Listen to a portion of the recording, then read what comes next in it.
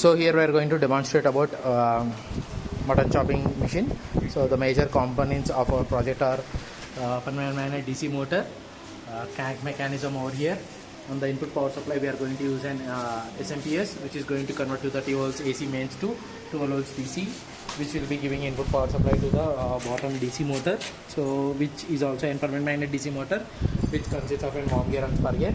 And whereas this motor consists of a spur gear mechanism at the gear output, where the RPM gets reduced and increase the torque and helps to rotate the cam in a circular motion, that will be converting into linear with the help of these setup.